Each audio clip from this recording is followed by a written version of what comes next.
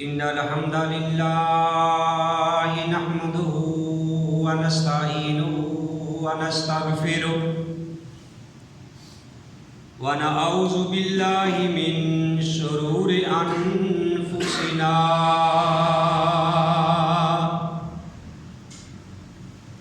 ومن سيئات أعمالنا من يهده الله فلا مضل له ومن يضلل فلا هادي له وأشهد أن لا إله إلا الله وحده لا شريك له وأشهد أن محمدًا عبده ورسوله أما بعد فإن خير الحديث كتاب الله وخير الهدي هدي محمد صلى الله عليه وآله وسلم وشر الأمور محدثاتها وكل محدثة بدعة وكل بدعة ضلالة وكل ضلالة في النار. أعوذ بالله السميع العليم من الشيطان الرجيم. بسم الله الرحمن الرحيم. قال الله تبارك وتعالى في القرآن المجيد والفرقان الحميد. يا أيها الذين آمنوا اتقوا الله حق تقاته ولا تموتن إلا وأنتم مسلمون. وقال الله تعالى في سورة المائدة يا أيها الذين آمنوا لا تتخذوا اليهود والنصارى أولياء بعضهم أولياء بعض ومن يتولهم منكم فإنه منهم إن الله لا يهدي القوم الظالمين. اے ایمان والو، تم یہود و نصارہ کو اپنے دوست نہ بناؤ، وہ آپس میں ایک دوسرے کے دوست ہیں، اور جو کوئی تم میں سے ان کو اپنا دوست بنائے گا بے شک وہ انہی میں سے ہوگا. بے شک اللہ تعالی ہدایت نہیں دیتے ظالم قوم کو. یہ دنیا اہل دنیا کو بسی معلوم ہوتی ہے. یہ دنیا اہل دنیا کو بسی معلوم ہوتی ہے، نظر والوں کو یہ اجڑی ہوئی معلوم ہوتی ہے. یہ کس نے کر دیا سب دوستوں کو مجھ سے بیگانہ، مجھے اب دوستی بھی دشمنی معلوم ہوتی ہے. میں رونا جو اپنا روتا ہوں تو وہ ہنس ہنس کے سنتے ہیں. اس دل کی لگی ایک دل لگی معلوم ہوتی ہے. طلب کرتے ہو داد حسن وہ بھی غیروں سے، مجھے یہ سن کے بھی ایک آر سی محسوس ہوتی ہے. اگر ہمت کرے پھر کیا نہیں انسان کے بس میں، یہ کمی یہ کم ہمتی جو بے بسی معلوم ہوتی ہے۔ ملت ہے پریشان مگر ہنستے ہو پھر بھی، ملت ہے پریشان مگر ہنستے ہو پھر بھی، غم چاٹ گیا خون جگر مگر ہنستے ہو پھر بھی، لٹ گئی فلسطین میں ہماری ماؤں بہنوں کی عزتیں مگر ہنستے ہو پھر بھی۔ حضرات، ہر قسم کی حمد و ثنا اس اللہ وحدہ لا شریک کی ذات پاک کے لیے جو اللہ ساری کائنات کا خالق، مالک اور رازق ہے۔ حمد و ثنا کے بعد لاکھوں اور کروڑوں درود و سلام امام الانبیاء، امام القبلتین، امام الثقلین، امام الحرمین، امام اعظم، مرشد اعظم، مجاہد اعظم، آمنہ کے لال، عبداللہ کے در یتیم، ساری کائنات کے سردار محمد الرسول اللہ صلی اللہ علیہ وآلہ وسلم کی ذات گرامی۔ محترم حضرات، آج میں آپ کے سامنے کوئی عام خطبہ دینے کے لیے کھڑا نہیں ہوا، بلکہ فلسطین کے ان بھائیوں، بیٹوں، بہنوں، ماؤں اور بچوں کے لیے ایک تعزیت کے لیے میں کھڑا ہوا۔ محترم حضرات، اس بات کو یاد رکھیں کہ کفر و اسلام کی جنگ یہ شروع سے ہی رہی ہے اور قیامت تک یہ رہے گی۔ جس طرح ایک میان کے اندر دو تلواریں جمع نہیں ہو سکتی، اسی طرح کفر اور اسلام کا آپس میں سمجھوتا نہیں ہو سکتی۔ تو میرے بھائیوں، مشرق سے لے کر مغرب تک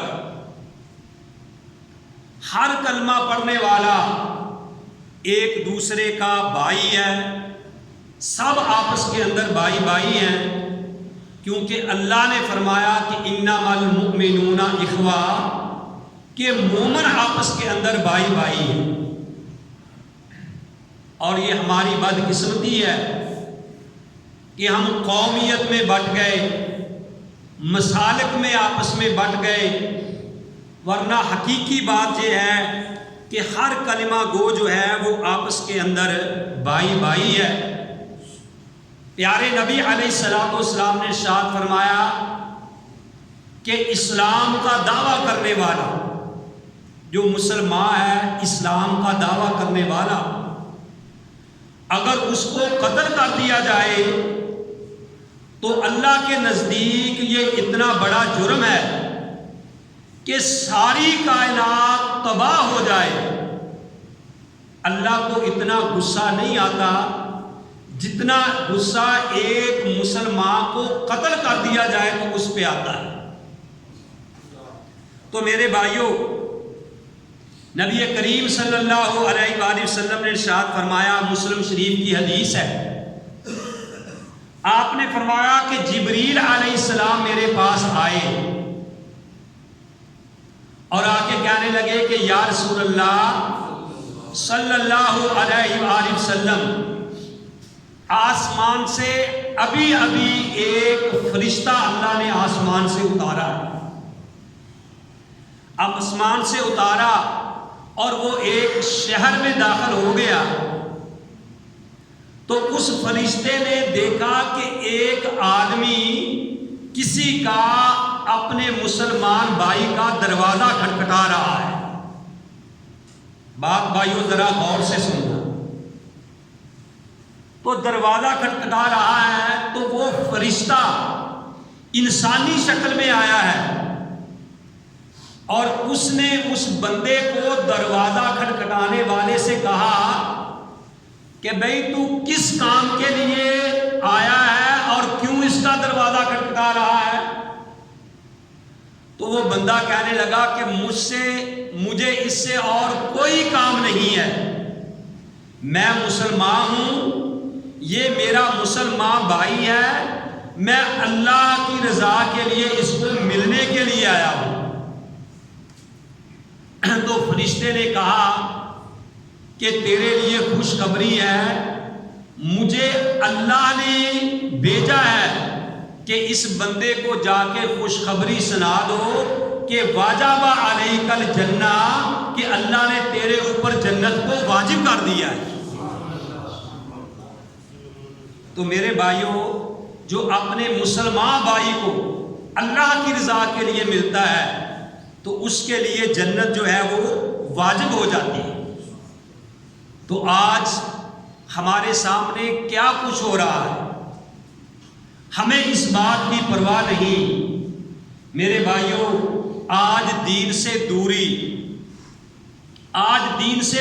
ہے۔ آج فلسطین میں کیا ہو رہا ہے، کس طریقے سے بچوں کو ذبح کیا جا رہا ہے، ہماری ماؤں اور بہنوں کی عزتیں لوٹی جا رہی ہیں۔ حالانکہ محمد عربی صلی اللہ علیہ وآلہ وسلم نے خود لوگوں کی پاسداری کی ہے۔ لوگوں کی وہ یہودی جو آج ہماری ماؤں بہنوں کی عزتیں لوٹ رہا ہے، ان کو قتل کر رہا ہے، ان کو ذبح کر رہا ہے، بے دردی سے مار رہا ہے۔ پیارے نبی کریم صلی اللہ علیہ وسلم، اماں عائشہ فرماتی ہیں رضی اللہ تعالی عنہا، کہتی ہیں کہ اللہ کے رسول صلی اللہ علیہ وسلم قیلولہ فرما رہے تھے۔ قیلولہ کہتے ہیں دوپہر کے وقت آرام کرنا، دوپہر کے سونے کو آرام کرنے کو قیلولہ کہتے ہیں۔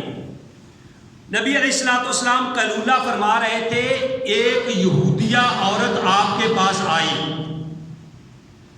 یہودیہ عورت آپ کے پاس آئی اور آ کے کہنے لگی، واہ محمدہ صلی اللہ علیہ وسلم، کہ آپ کے ہوتے ہوئے، یعنی مجھ کے اوپر، میری عزت کے اوپر کسی آدمی نے حملہ کیا ہے۔ تو نبی کریم صلی اللہ علیہ وسلم نے جلدی سے اپنی تلوار لی اور آپ کی چادر اسی طرح گھسٹتی جا رہی تھی، وہ چادر کہ جس کا تذکرہ اللہ نے قرآن میں کیا ہے کہ یا ایھا المزمل یا ایھا المدثر، اس تلوار کو گھسٹتے ہوئے چلتی جا رہی ہے۔ فرمایا کہ تو یہودی کی بیٹی نہیں، محمد کی بیٹی ہے صلی اللہ علیہ وآلہ وسلم، اور میں اس بندے کا اس تلوار سے ہاتھ کاٹ دوں گا جو تیری طرف بری نظر سے اپنی آنکھ اٹھائے گا، تیری طرف اپنا ہاتھ اٹھائے گا۔ محمد صلی اللہ علیہ وآلہ وسلم نے تو یہ کیا، لیکن میرے بھائیوں، یہ یہودی قوم شروع ہی سے اسلام کی دشمن رہی ہے۔ جتنا تذکرہ، جتنا مذمت اللہ احکم الحاکمین نے قرآن میں یہودیوں کی ہے اور کسی کی بھی نہیں کی، یہ شروع اسلام سے ہی مسلمانوں کے دشمن رہے ہیں اور یہ دشمن رہیں گے۔ اور پیارے نبی علیہ السلام نے تو کس طریقے سے میرے بھائیوں عدل کیا ہے۔ حدیث میں آتا ہے، صحیح حدیث سے یہ ثابت ہے، نبی علیہ السلام کے دور میں یہ میں حدیث پڑھ رہا تھا کہ ایک عورت کو، وہ عورت مسلمان، وہ زیور پہنے ہوئے جا رہی تھی، ایک یہودی نے اس کو پکڑ کر زیور چھیننے کے لیے اس کا سر کچل دیا اور اس کو ختم کر دیا، زیور اتار لیا۔ ابھی اس کے اندر ہوش موجود تھا، ابھی اس عورت کی جان نہیں نکلی تھی، تڑپ رہی تھی، حواس قائم تھے۔ تو اس عورت سے پوچھا گیا کہ تجھے فلاں نے قتل کیا ہے، کیا تجھے فلاں نے قتل کیا ہے؟ تو وہ سر ہلا رہی تھی پھر جب ایک یہودی کا نام لیا گیا تو اس نے سر ہلا کے کہا کہ ہاں مجھے اس یہودی نے قتل کیا ہے، اس نے مجھے مارا ہے۔ پیارے نبی علیہ الصلوۃ والسلام نے دو پتھروں کے درمیان رکھ کر اس یہودی کا بھی سر جو تھا اسی طریقے سے کچلوا دیا۔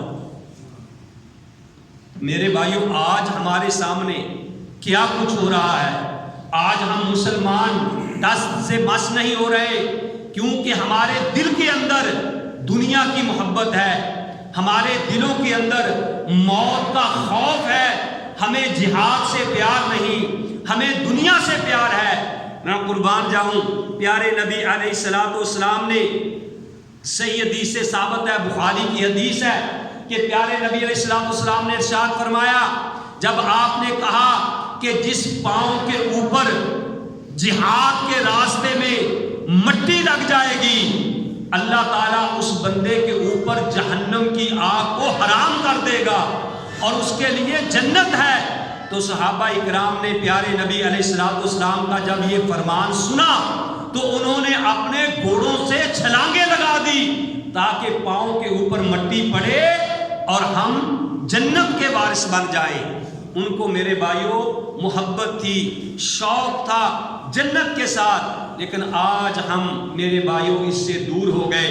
نبی کریم صلی اللہ علیہ وسلم نے ارشاد فرمایا، ابو داؤد شریف کی حدیث ہے، پیارے نبی علیہ الصلوۃ والسلام نے ارشاد فرمایا کہ ان قریب ایک وقت ایسا آئے گا کہ غیر مسلم اقوام، غیر مسلم قومیں تمہارے اوپر اس طریقے سے ٹوٹ پڑے گی جیسے ایک بھوکا آدمی دسترخوان کے اوپر ٹوٹ پڑتا ہے۔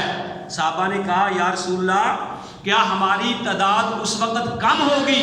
فرمایا نہیں، تعداد میں تم بہت زیادہ ہوگے، لیکن مسلمانوں تمہارے اوپر غیروں کا رعب طاری ہو جائے گا، دبدبا طاری ہو جائے گا، تمہاری حیثیت وہ جو پانی میں تیرنے والے تنکے ہیں ان سے بھی کم ہوگی، اس لیے کہ تم محبت کرو گے دنیا سے اور موت سے تم خوف کھاؤ گے۔ جب تمہارا یہ عالم ہوگا تو یہ یاد رکھنا کہ غیر مسلم اقوام تمہارے اوپر ٹوٹ پڑے گی۔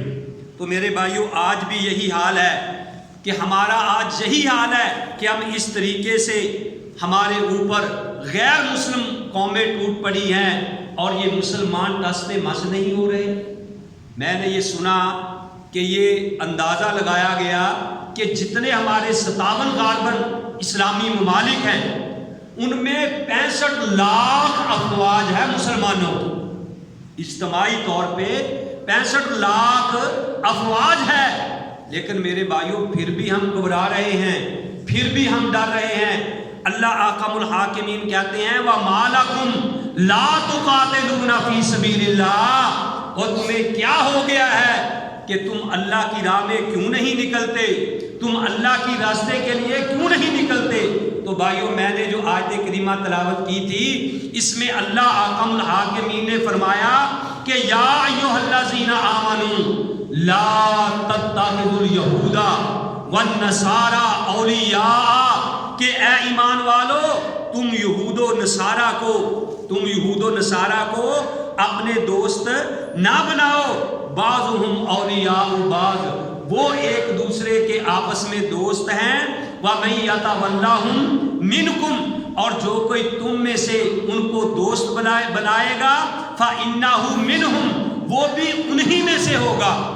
اور ایک اور جگہ پہ اللہ احکم الحاکمین نے فرمایا، میرے بھائیوں اللہ کا قرآن ہے، اللہ احکم الحاکمین فرماتے ہیں کہ یا ایھا الذین آمنوا لا تتخذوا آباءکم واخوانکم اولیاء ان استحبوا الکفر علی الایمان، کہ تمہارے چاہے وہ باپ ہی کیوں نہ ہو، تمہارے بھائی کیوں نہ ہو، اگر وہ کفر کو پسند کرتے ہیں، اسلام پہ کفر کو ترجیح دیتے ہیں، تو یاد رکھو پھر ان کو اپنے تم دوست نہ بناؤ، اور جو کوئی ان کو اپنا دوست بنائے گا وہ بھی انہی میں سے ہوگا۔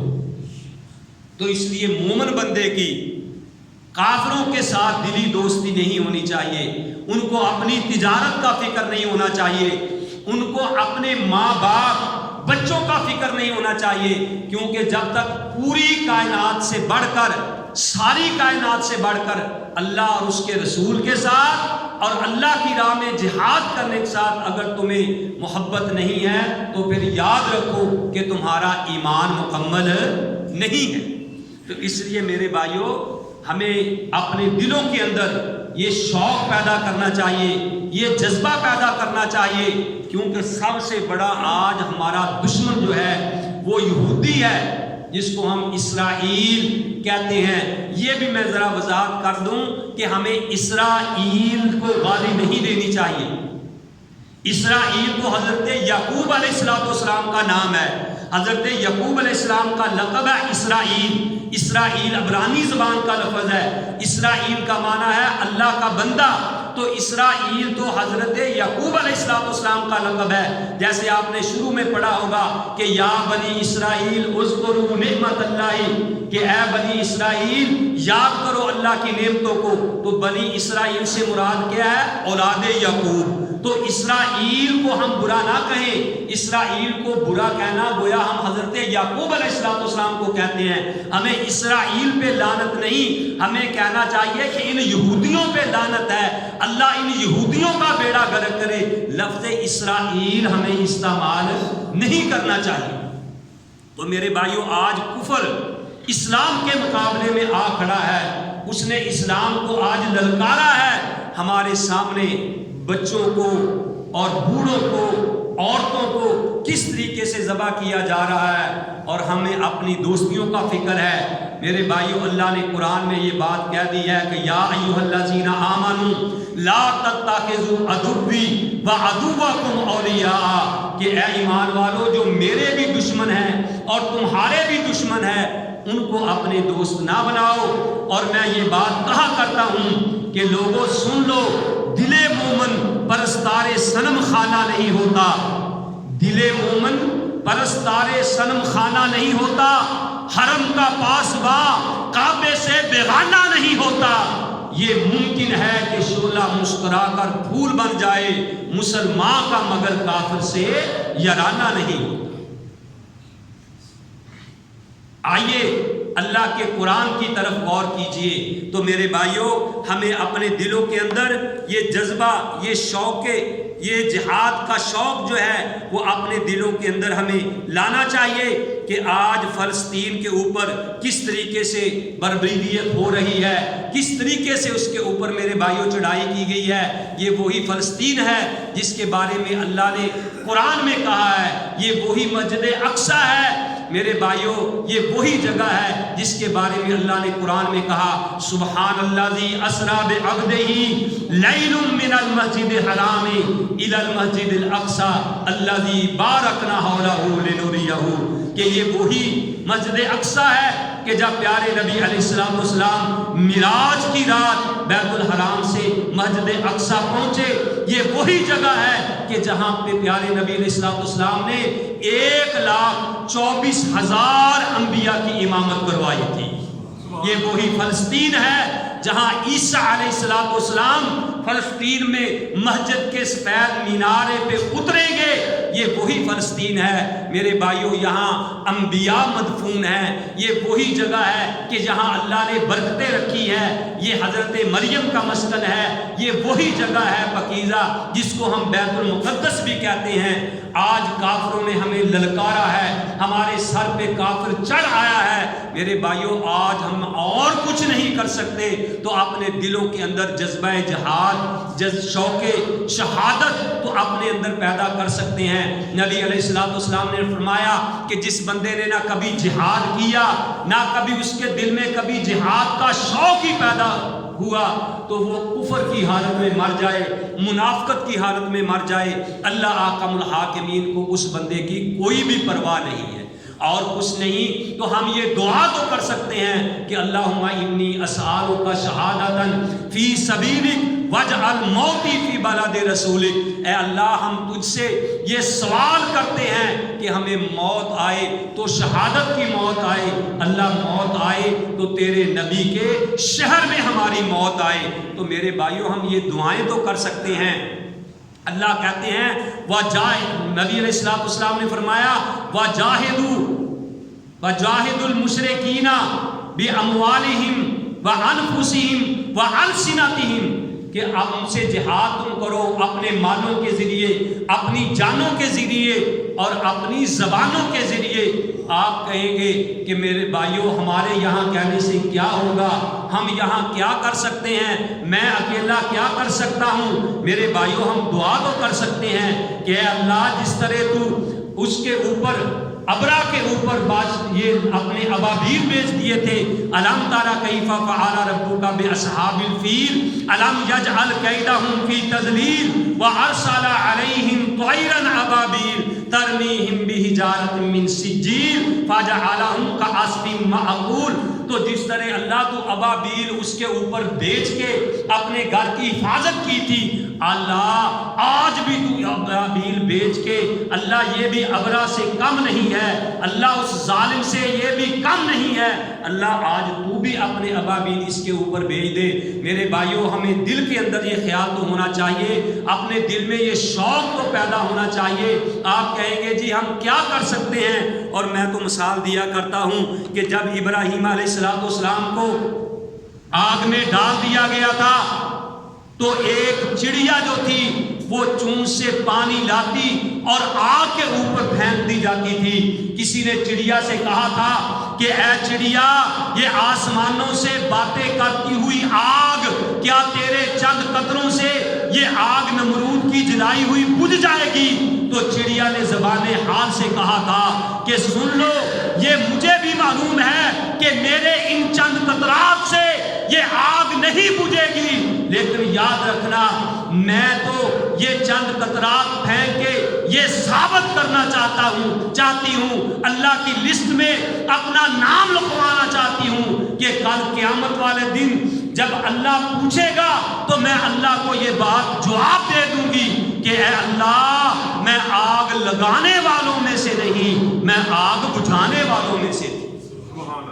تو اللہ تعالیٰ قرآن میں کہتے ہیں کہ یا ایھا الذین آمنوا لا تتخذوا اليہود والنصارى اولیاء، کہ یہود و نصارہ کو اپنے دلی دوست نہ بناؤ۔ میرے بھائیوں یہ اللہ کا قرآن ہے، یہ پیارے نبی علیہ السلام کا فرمان ہے، تو ہمارے دلوں کے اندر یہ شوق پیدا ہونا چاہیے، جہاد کا شوق پیدا ہونا چاہیے، جذبہ پیدا ہونا چاہیے۔ اللہ احکم الحاکمین سے دعا ہے کہ اللہ تعالیٰ ہم سب کو صحیح معنوں میں کتاب و سنت پہ عمل کرنے کی توفیق نصیب فرمائے۔ وما علیہ الا البلاغ المبین۔